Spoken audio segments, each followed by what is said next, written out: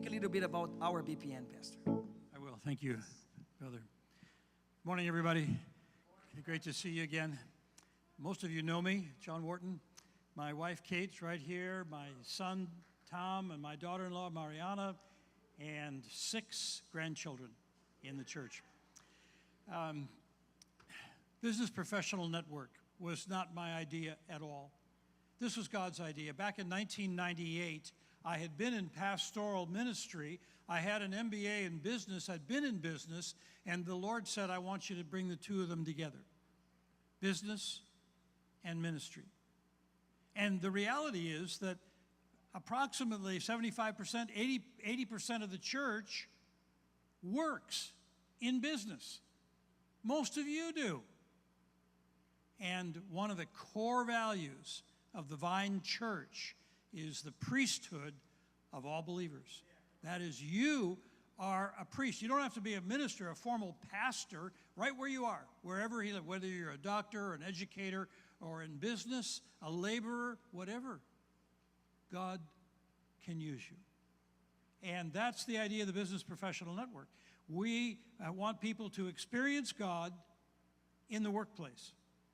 And it is really exciting. It's exciting particularly internationally. We don't work in the United States. We take Americans and we go overseas, take Europeans and go overseas. But the problem in much of the world is the issue of poverty. Not only the absence of the gospel, but terrible poverty. And the way that poverty is overcome is through business, creating jobs for people with profitable businesses that supply the goods and services that people need. And the beautiful thing is that it happens everywhere in the world. It's the same everywhere in the world. So I was in India last month, in April, and the desire of the Indian Christians to create jobs was overwhelming. They see the value of this. And in particular because, this is true in America as well as India, but particularly because so many people working in these companies will never come to church. They're not going to come. They probably won't even read a tract or a book that you might give them. But they'll watch you, and they will listen to you. And you can be a minister of the gospel in your workplace. And you may not get to talk about it for a while, but how you work, the respect that you show for other people, the love that you show for people you work with, all of that reflects Christ and opens doors. So I had a friend in Chicago in the first church that Kate and I were part of in America, and he was a real tall guy, and he was a machinist. He operated a machine. That's what he did. But he spoke about Christ to people, and so they began to mock him. They called him Deacon Beverly. Deacon Beverly. But it was kind of an insult. It was meant to be an insult until they had a problem. And when they had a child that was very sick, or when they were going to lose their job, or when their father was dying, they would go to Deacon Beverly and ask him to pray. It was a great ministry. And that's what we have. That's what you have. So I invite you to be a part of the Vine BPN. We are going to meet next on July 16th, and we're going to discuss the DISC assessment. DISC assessment is a test, a psychological test, to help you understand yourself. It's a wonderful test. I've taken it, I've given it to many people, and a number of people have already signed up to take it. Those of you who signed up, your codes will be coming out this week. You'll get the code, the link to take it. You'll get the results in just a few minutes after you finish taking the test, and then there are more instructions that will be coming with you. If you would like to know more about it, in 2 weeks, we're going to have a short seminar after the church service, so you can learn about the DISC test, and if you would like to take it, you can sign up to do it. That's what we'll be discussing on July 16th. But in the following meetings, we're going to be discussing a lot of different ways that you can demonstrate the priesthood of believers right in your place of work. It's pretty exciting. That's what the Lord has led me to be doing all these years. I'm very grateful for the invitation from Pastor Hoffa to speak to you. Very grateful. I consider it an honor. And partly because I get to choose what I want to speak about, and I'm choosing topics that I consider to be supremely important.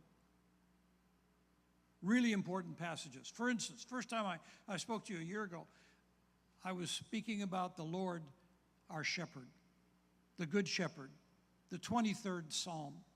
And it's a beautiful concept, and I urge you to go back to it. Not so long ago, I spoke about God, the truth. The reasons that I believe the Bible is true, that God reveals himself to be true.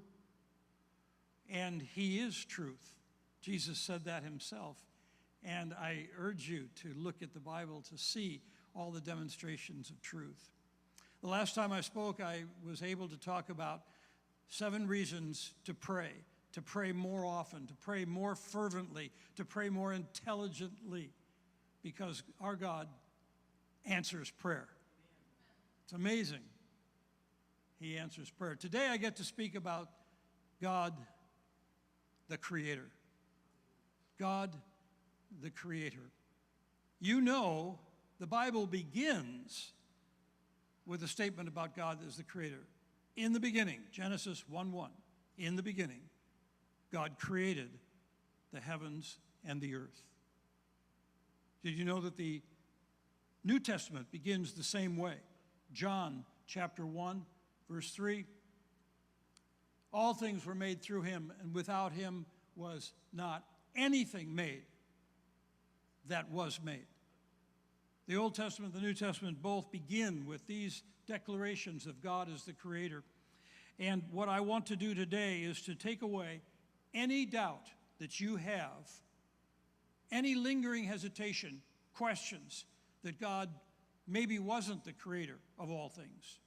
The Bible clearly said it was. I'm going to give you some evidence today that I think will convince you. I want to take away any doubt. And what I really want to do is incite in you an overwhelming awe for our God, the Creator. He is amazing, and I want to demonstrate that. So look at the next passage from Genesis chapter 1.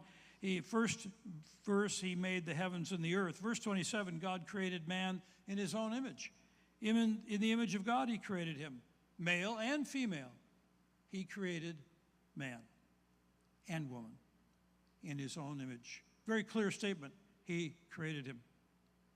Several years ago, I was on a flight from Portland, Oregon, where we were living, down to Miami, and we stopped in Denver. And in Denver, a man came on the plane, sat right next to me, and before we took off, suddenly the captain informs us that there is a mechanical breakdown and the flight will be delayed. But the repairmen are coming, they're going to fix it.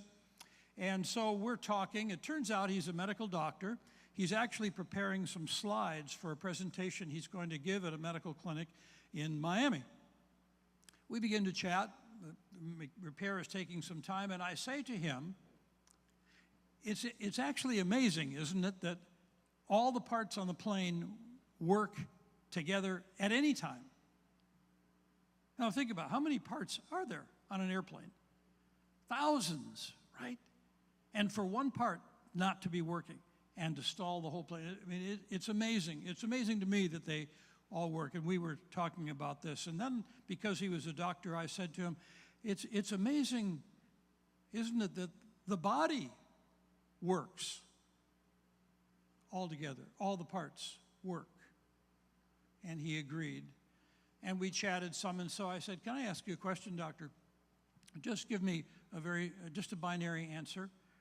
I'm almost repeating the conversation verbatim. Just a binary answer, yes or no.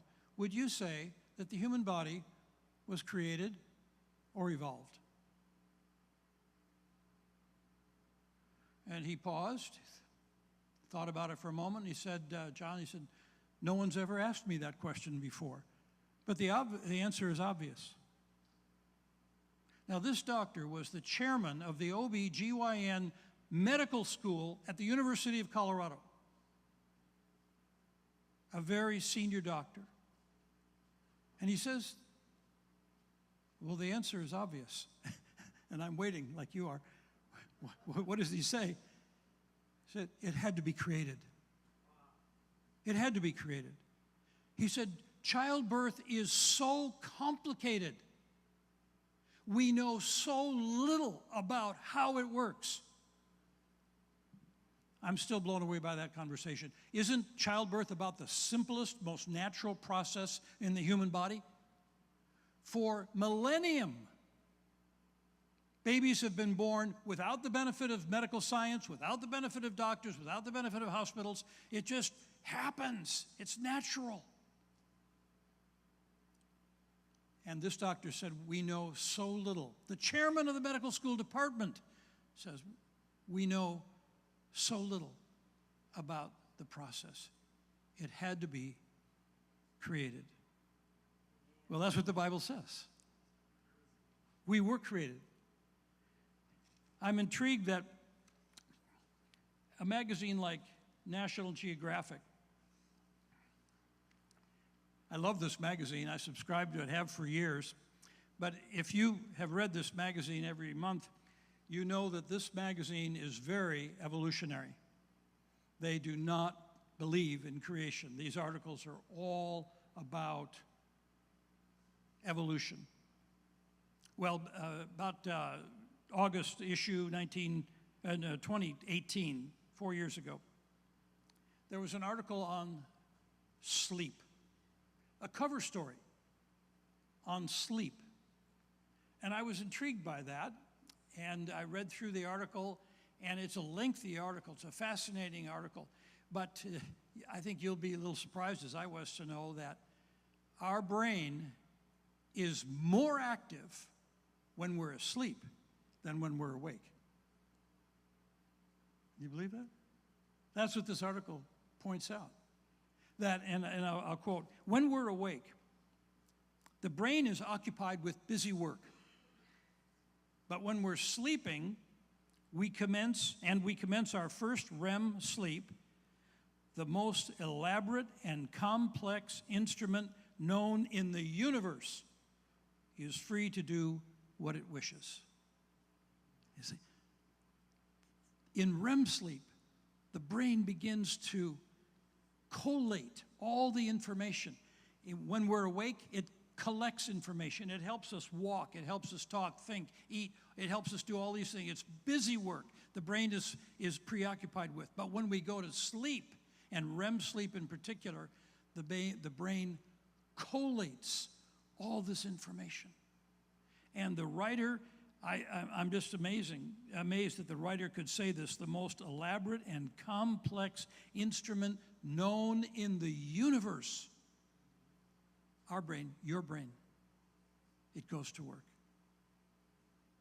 I'm beginning to see the signs of God, our Creator, and His magnificent wisdom, His great power, creating us in the way He did. Now, in the current issue of National Geographic, this is June 2022, there's an article, a cover story, again, on our skin. Just the skin that we all have. And here's what this issue says. We are humans, as I once heard a scientist say, in, quote, an incredibly complex sheet covered with sensors, our skin. Covered with sensors, incredibly complex, just our skin. This is what God did when He made us. Isn't it a wonderful thing? Well, not only does the Bible begin Old Testament, New Testament, but the Apostle Paul himself also speaks of creation. In Colossians chapter 1, he says this, for by Him all things were made, all things, in heaven and on earth, visible and invisible. All things have been created by Him and for Him. I was flying on the Delta Airlines flight a number of years ago and took out the route map that they had in the seat pocket. and I began to look at it. They had an article there about the universe. And here's something that they say. From the standpoint of its inhabitants, the earth presents a combination of features so exceptional it must be considered miraculous. Yes, we'd agree, right? Our Creator God has made the world in such a way, a set of circumstances, features so exceptional, it must be miraculous. I want to give you a few of these. The size of the earth. I never thought about this until I read this article. The size of the earth. Okay. Well, it's just random. That's just the size of the earth. You know, that's a given. Oh no. The size of earth is very precise. According to this article, if it were any bigger, you and I would be drawn down by the gravity, the extra gravity of the earth, and we could barely walk. But if it was any larger, the oxygen that we breathe would come down and compact, and it would be impossible for us to breathe. Oxidation would happen, and there'd be all kind of death because of it. If the earth were any smaller, the oxygen would fly up into the sky, and we would not be able to breathe. The size of the earth is precise. Our distance from the sun is almost unbelievably perfect. These are great words, aren't they? Almost unbelievably perfect. Sounds like God.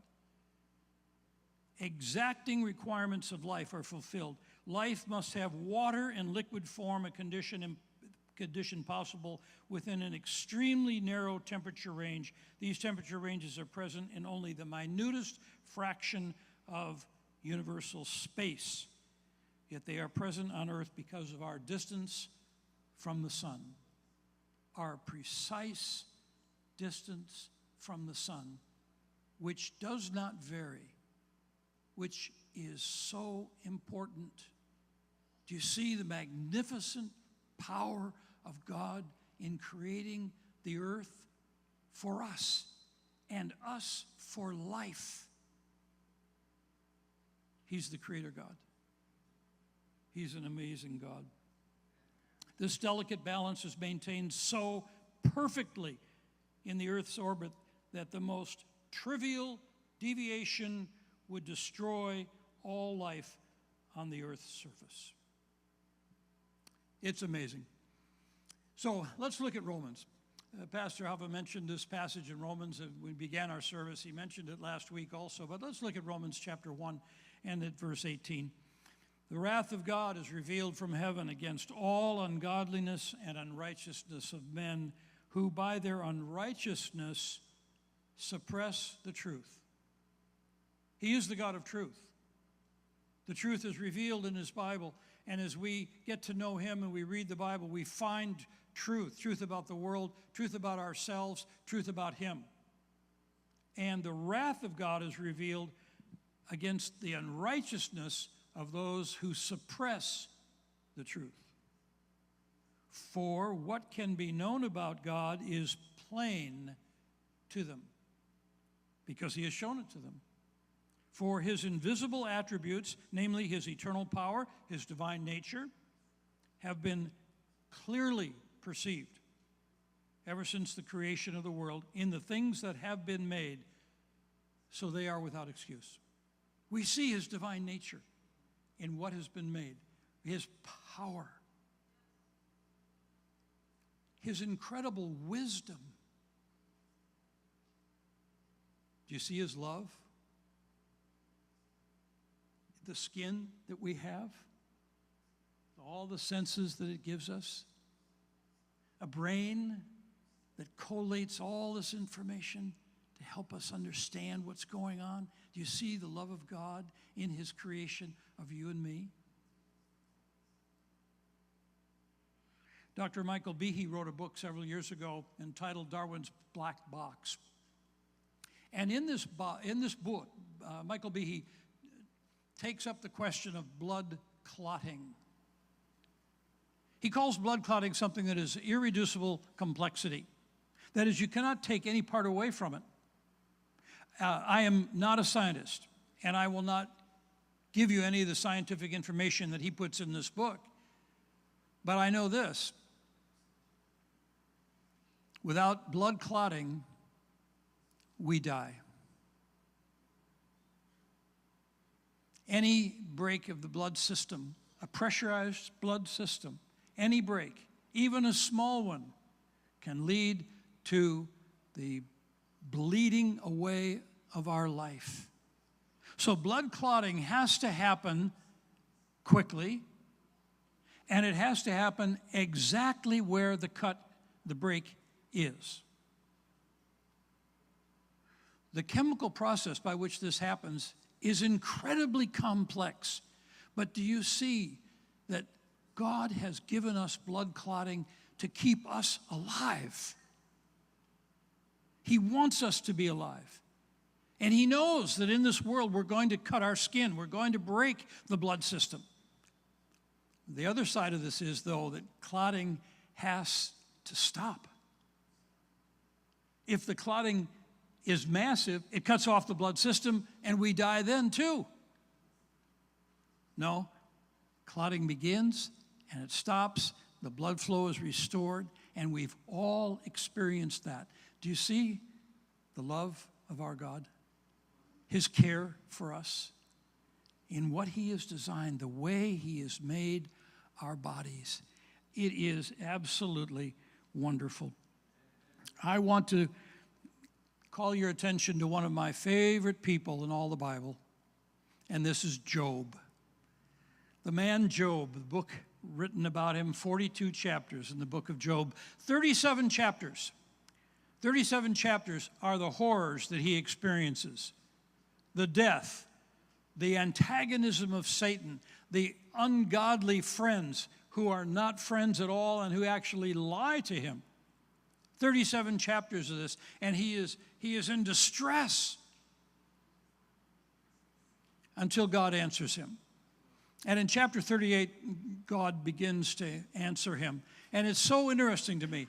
I've read the book of Job many times, and God does not try to explain what the devil was doing. He does not explain what was wrong with his friends.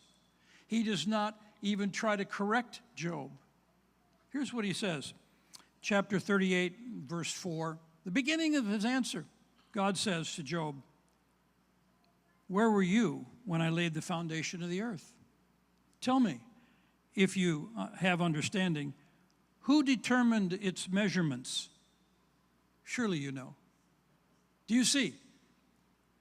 God's answer is not about psychology or counseling. It's not even theology. It's about creation. Where were you when he laid the foundations? What God is doing is so magnificent, so big. It's so great. You can take comfort in the Creator God who set the measurements of the earth, the precise measurements, the precise distance to the sun, the rotation, the size of the earth. The Creator God has done all this, and we can trust him.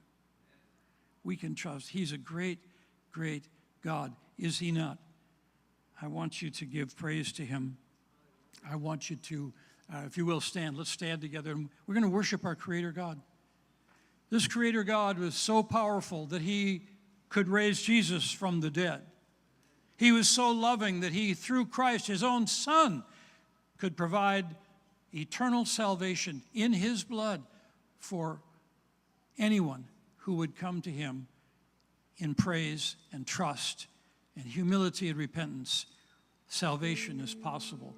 What a great experience. So let's worship the Lord.